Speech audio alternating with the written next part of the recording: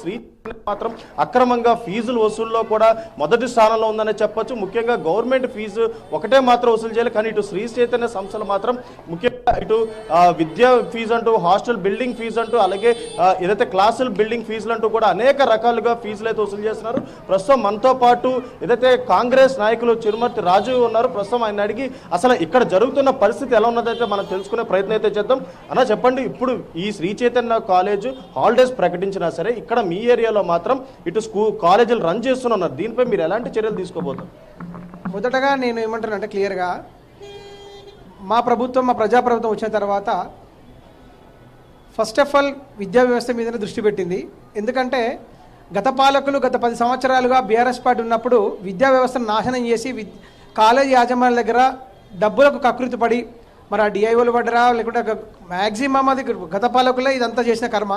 ఆ కర్మను మేము దృష్టిలో పెట్టుకొని క్లియర్ కట్గా మా ప్రజాప్రభుత్వం, మా సీఎం ముఖ్యమంత్రి రేవంత్ రెడ్డి అయిన తర్వాత విద్యా కమిషన్ దృష్టి పెట్టి ఒక మంచి స్కాలర్లను పెట్టుకొని విద్యా వ్యవస్థ ఏ రకంగా ఇబ్బంది పెడుతున్నారో, పిల్లల్ని ఫీజులు ఎలా అక్రమంగా అధిక ఫీజు వసూలు చేస్తున్నారు, అక్కడ వాష్రూమ్ చక్కగా ఉండవు, బిల్డింగ్ పర్మిషన్ సరిగా ఉండవు, ఇంటర్మీడియట్ ఎగ్జామ్స్ 21st అయిపోతే నెక్స్ట్ డే నుంచి మళ్ళీ క్లాసులు స్టార్ట్ చేయడము, మళ్ళీ అడ్మిషన్స్ గురించి పిల్లలకు ప్రీవియస్గా కాల్ చేసి ఇమీడియట్గా కాల్ చేయడం, అంటే ఎగ్జామ్స్ కాకముందుకే మళ్ళీ అడ్మిషన్స్ అయిపోతున్నాయి, మీరు మా బ్రాంచ్లో జాయిన్ కండి అని ఒక అధిక ఫీజులు వసూలు చేసుకుంటూ విద్యార్థుల జీవితాలతో చెలగాడమనుకుండా స్పెషల్గా శ్రీ చైతన్య కాలేజీ మీద చర్యలు తీసుకోవాలని మేము కాంగ్రెస్ పార్టీకి మేము కూడా విజ్ఞప్తి చేస్తాము. ఎందుకంటే మా ప్రభుత్వం కాబట్టి మా ప్రభుత్వం నిజానికి గవర్నమెంట్ రాగానే మా మహిళా కమిషన్ చైర్మన్ నేరెల శారద గారు కూడా శ్రీ చైతన్య విద్యా సంస్థల మీద వెళ్ళడం జరిగింది, అన్ని కాలేజీలు విజిట్ చేయడం జరిగింది.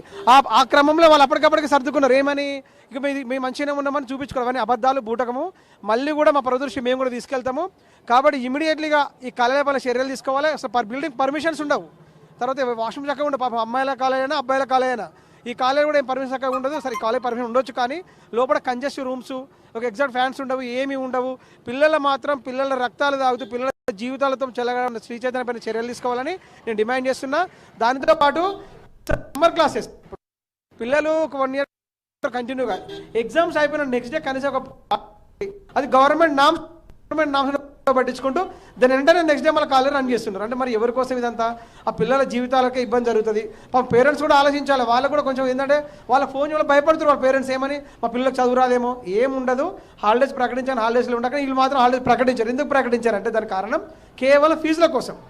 అంటే వీళ్ళు రెగ్యులర్ కోసం ముందే 50% ఫీజు కట్టించుకుంటారు. ఫీజు ఇట్లా ఒక ఎగ్జాంపుల్ 1000 మంది ఉన్నారు అనుకోండి, 1000 × 50%. వాళ్ళు ఎంతసేపు చూడు డబ్బుకు కకృతి పడి పైసల కోసమే విద్యా సంస్థలు నడిపిస్తున్న శ్రీ చైతన్య కళాశాల పైన చర్యలు తీసుకోవాలని నేను డిమాండ్ చేస్తున్నాను. పిల్లల జీవితాలతో చెలగాట మాడదు. మీరు చదువు చెప్పండి, ఆ చదువును ఎవరేమన్నారు. ఇంకోటి ఏంటంటే మీకు పర్మిషన్స్ ఉండవు. ఒక బ్రాంచ్ ఒకటి 3-4 బ్రాంచ్లు పెట్టుకుంటారు. ఒకటే పర్మిషన్, ఒకటి బిల్డింగ్ ఉంటుంది, 3-4 తెచ్చుకుంటారు. అది కాకుండా విద్యార్థులతో జీవితాలతో చెలగడం ఆడొద్దని నేను హార్ట్ఫుల్గా కోరుకుంటున్నా. విద్యార్థుల భవిష్యత్తు దృష్టిలో పెట్టుకొని మీరు కాలేజ్ రన్ చేసుకోండి, అన్ని వసతులు కల్పించండి పిల్లలకి. పిల్లలు మంచి చెడులు అన్నీ చూసుకొని విద్యా వ్యవస్థ నడిపిస్తే మీకు కూడా బాగుంటుంది. ఖచ్చితంగా మా విద్యా కమిషన్ ఎట్లాగో కమిషన్ వేసిరు, మా విద్యా కమిషన్ మెంబర్లు ఉన్నారు, అంతా ఉన్నత విద్యావంతులు ఉన్నారు. ఇవి అన్నిటిపైన చర్యలు తీసుకోవడానికి ప్రభుత్వం కూడా సిద్ధంగా ఉంది. ఇప్పుడు కొంచెం ఒక కంచా గచ్చిబౌలి గురించి ఇష్యూ జరుగుతుంది. 2-3 రోజుల్లో నాకు తెలిసి ఈ విద్యా వ్యవస్థల మీద దృష్టి పెట్టి వాళ్ళ పైన చర్యలు ఖచ్చితంగా తీసుకుంటామని ఈ సందర్భంగా తెలియజేస్తున్నాను. ఇప్పుడు ప్రస్తుతం మనతో పాటు